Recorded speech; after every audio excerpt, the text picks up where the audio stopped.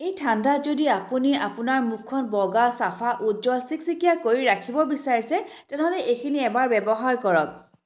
আপোনাৰ ছালখন যদি শুকান হৈ গৈছে, মুখত যদি নানা ধৰণৰ ক'লা দাগ পৰিছে নাইবা সৰু সৰু তিলৰ দৰে দাগ পৰিছে, স্কিনখন যদি বয়সৰ ছাপ পৰিছে, বয়সৰ ৰেখা পৰিছে, তেনেহ'লে মাত্ৰ এদিন এইখিনি ব্যৱহাৰ কৰক। এবাৰতে আপোনাৰ ছালখন বহুত বগা চাফা উজ্জ্বল কৰি তুলিব।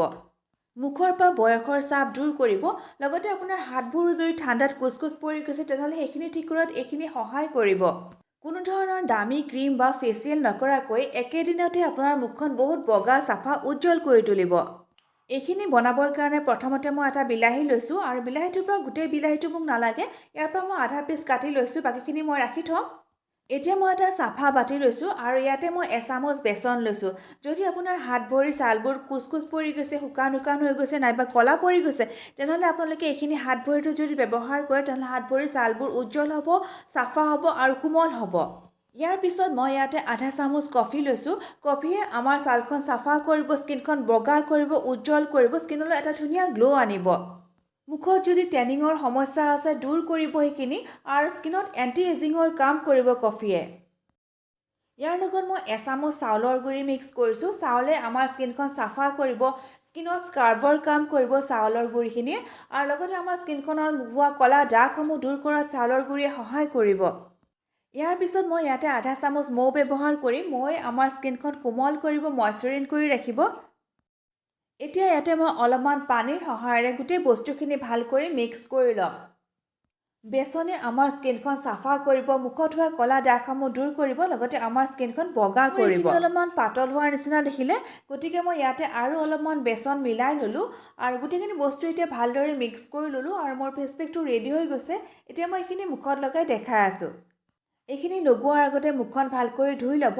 মুখত যদি কোনো ধৰণৰ ক্ৰীম বা মেকআপ আদি কৰা আছে তেনেহ'লে সেইখিনি ভালকৈ ধুই লোৱাৰ পিছত ফেচ পেকটো ব্যৱহাৰ কৰিব।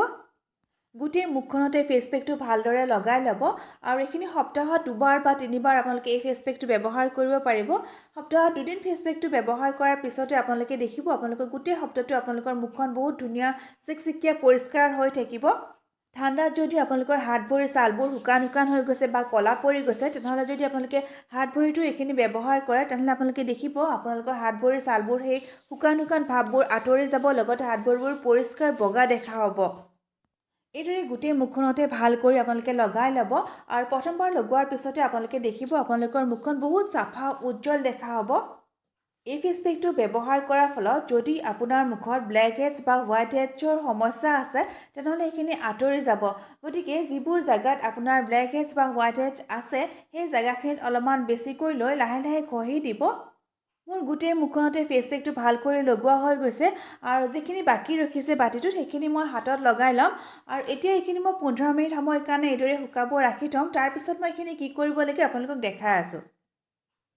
15 মিনিট পিছত মোৰ মুখখন প্ৰায়খিনি শুকাই গৈছে আৰু এতিয়া মই যিখিনি বিলাহী আগতে কাটি ৰাখিছিলোঁ সেই বিলাহীৰ টুকুৰাটো লৈ লৈছোঁ আৰু গোটেই মুখখনতে বিলাহীৰ টুকুৰাটোৰ সহায়েৰে লাহে ভাল কৰি ঘঁহি চাফা কৰিম।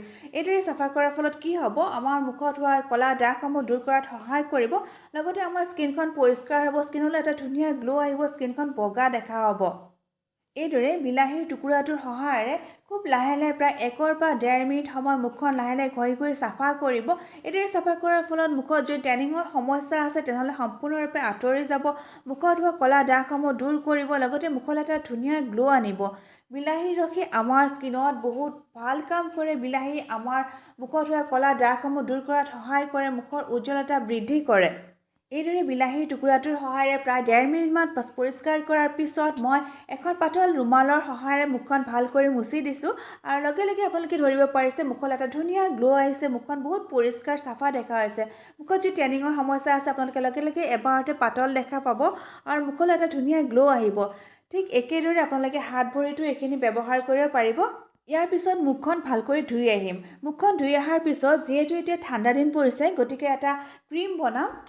মাত্ৰ 2 বিধ বস্তুৰ সহায়েৰে এই ক্ৰীমটো বনাম আৰু যিখিনি সকলোৰে ঘৰতে থাকে, অতি সহজতে পোৱা যায়। ইয়াৰ কাৰণে মই অকণমান ভেচলিন লৈছোঁ আৰু লগত এচামুচ নাৰিকল তেল লৈছোঁ। ঠাণ্ডা দিনকেইটা যদি আপোনালোকে এই ক্ৰীমটো সদায় ব্যৱহাৰ কৰে তেনেহ'লে আপোনালোকৰ স্কিনখন সৰু ল'ৰা ছোৱালীৰ দৰে কোমল হৈ থাকিব। স্কিনখন আপোনালোকৰ ঠাণ্ডা দিনত শুকান ভাৱটো নহয় আৰু ক'লা নপৰে। স্কিনখন আইনাৰ দৰে চিকচিকাই জিলিকি থাকিব। আপোনালোকে যদি ইচ্ছা কৰে তেনেহ'লে ইয়াৰ লগত আপোনালোকে আধা চামুচ গ্লিচাৰিন মিক্স কৰি ল'ব পাৰিব আৰু এইখিনি আপোনালোকে একেলগে 7 দিনৰ কাৰণে বনাই ৰাখি থ'ব পাৰিব। গোটেই মুখখনতে এইখিনি ভালকৈ লগাই ল'ব আৰু এইখিনি আপোনালোকে ৰাতি ব্যৱহাৰ কৰিব, ৰাতি শোৱাৰ আগতে ব্যৱহাৰ কৰিব আৰু গোটেই ৰাতিটো এইদৰে মুখতে লগাই ৰাখিব আৰু ৰাতিপুৱা ভালকৈ ধুই দিব। ৰাতি লগাই মুখখন নুধুব। যদি আপোনালোকৰ বেছি তেলতেলীয়া যেন লাগে তেনেহ'লে এখন পাতল কাপোৰৰ সহায়েৰে ওপৰে ওপৰে অলপ অলপ কৰি মুচি দিব। ৰাতি যদি লগাবলৈ অসুবিধা হয় তেনেহ'লে আপোনালোকে দিনতো লগাব পাৰিব।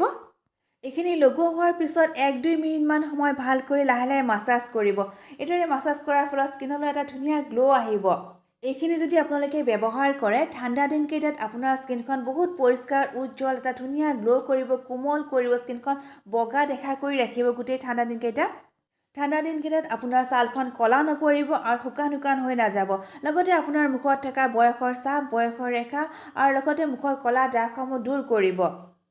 প্ৰায় 2 মিনিটমান সময় মই দেখুওৱাৰ দৰে এইদৰে মাছাজ কৰিব। ঠাণ্ডা দিনকেইটাত এই উপায়কেইটা কৰি চাওক, দেখিব আপোনাৰ স্কিনখন চাফা, বগা, উজ্জ্বল, চিকচিকাই জিলিকি থাকিব।